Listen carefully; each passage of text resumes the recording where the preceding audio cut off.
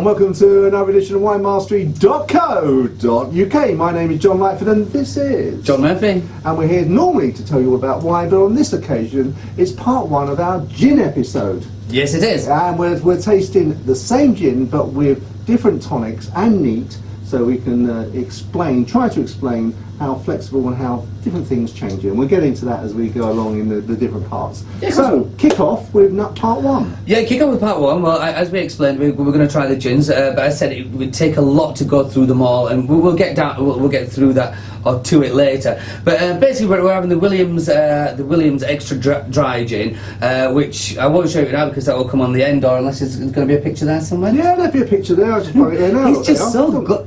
So good at that, isn't it? Magic. But with different tonics. So for the tonic we're going to try to begin with is the Fever-Tree Tonic. Now, there you go, sir. And it gets fever from quinine, which was in India. Yeah, the malaria job. Malaria job. They put it in, and I don't know if it cured it, or stops you from getting malaria. I think it prevented it, didn't it? Yeah. I'm not 100% sure. So I think that's where gin and tonic first came from. The British in India, where they had added the tonic with the quinine to prevent them from getting malaria. Seemed like a very, very good excuse to me. I think I would live with that as well. Yeah. I would definitely live with that. Because I said gin is one of my favourite tipples. And I could wax lyrical about it all day long. I could drink it all day long. But well, I doubt you could drink it all day long. No. I probably wouldn't. No, I'd be in trouble if I was. Yeah. But yeah, there are so many different ways we can go with this. I mean, as we said earlier, we're looking at tonics this time. Next time we'll have a look at how the different, what they call garnishes or fruit can affect it. You mean like sliced lemon or? That's exactly what I mean, sliced lemon. A lot of people you can put strawberries, apple, all sorts in there, and it does make a massive, massive difference. Which again, we'll get into later, but we're going to have a go. Okay, so unlike wine, presumably we don't look at the colour. It's very difficult with the gin. You're not really going to get much from that, and in fact, I don't think they're allowed to add a colouring. Are they not? I don't think so. But saying that there is a pink gin, isn't there? Oh, there is, yeah. There is the pink stuff. Okay. I've yet to try that one as well. Ooh. But well, actually, I've never tried this gin, so we're going in blind here. It's Williams. It is Williams? Okay, he doesn't mind. I would hope not. Yeah, I think we always do that. No, we've got. That's normally because it's not what you're expecting. Because you go towards a drink with a preconceived idea about what you're going to smell, and for me, that's the first time I've smelled. It smells to me a little bit like an orange liqueur, just a faint.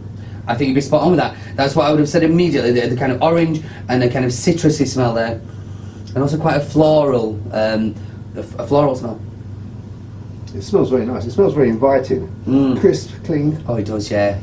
I've been looking forward to this episode, so I'm going to get stuck in. Okay.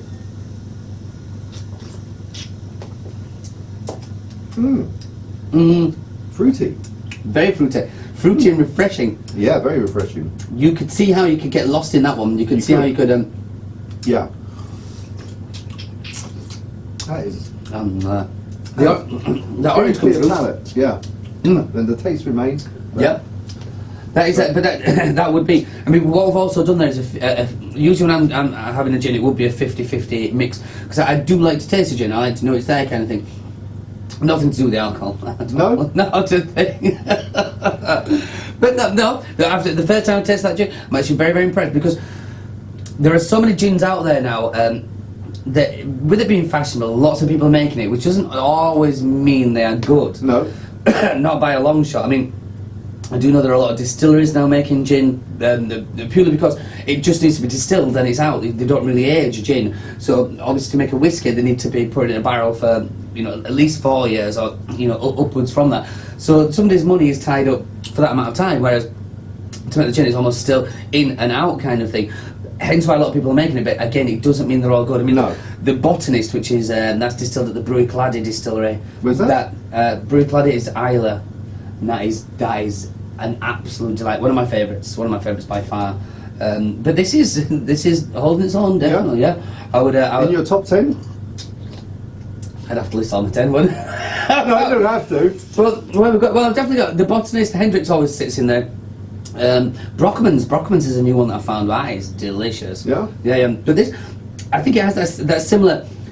What it is that usually in a lot of gins, one of the botanicals they use. When I say the botanicals, it's the kind of I'll say seeds, seeds, herbs. Like what we've got, they can use all sorts. Peanuts, licorice, not so much peanut. Well, you could try. I'm not so sure it'd be good though. But I don't know where I was going with that one. Oh, the juniper berry, because juniper berry is usually the predominant kind of botanical and also the predominant flavour. But juniper for me tends to be a tad dry, or it's not. Or I've always known gin as being a very dry drink, but this. There's that juiciness about it. Now, there's something like kind of dryness that does hang on at the back, but that is, I wouldn't particularly. That's juicy and delicious to me. It is, yeah. It's very refreshing, yeah. And as you say, very. The taste is still there. It's lovely. Almost has that sweeties and floral flavour again for me. Yeah. There is a lot more to that than a gin that you would get in a pub. In fact, I've given up buying gin and tonics in pubs because they tend to taste of nothing particularly. A lot of pubs now, you'll see. I mean, I was out just last Saturday, and I was in a bar which was just 100% gins. It was Hedonist in Leeds. Okay, which is a city in West Yorkshire in England. For those of you that are overseas, for us. So a lot of pubs are now coming round. Usually, you would get the. I'll call them the box stands, but the ones that everybody knows. You've got like the Gordons, the Tanqueray. Beefeater. Yes. Yes. Yeah, well, you see, Beefeater. Yes. But I mean, Beefeater's actually delicious. A Beefeater's a good one. It's very powerful in flavour. That if you're out having a gin and tea. But a lot of people now are coming round to bars and pubs, should I say, because gin has become really fashionable. You get a much better selection. Right. You can. What's that one called? Tanqueray or something? There's Tanqueray, and there's Tanqueray 10, there's Tanqueray Rangpur. They're the three I know. I think there's another one as well. There's another one. But you see, I was a bit of a gin snob as such, and I don't want to admit it, but I was a bit of a gin snob, and one of my customers had a party with us. She said, do you mind if I bring a bit of gin? And I said, yeah, of course you can. And she said, I told you it's my favourite tipple. It was about 3 years ago. And she said, I'm going to bring the Tanqueray. Then I was a bit Tanqueray, but she had the Tanqueray 10. It's a little bit stronger in alcohol and comes in litre bottles. I said, yeah, bring it along. And so we tried it, and I felt bad because you almost kind of poo-poo it and thought, oh, well, it's Tanqueray, isn't it? It's box standard, but it was very, very good. So a lesson to be learned there.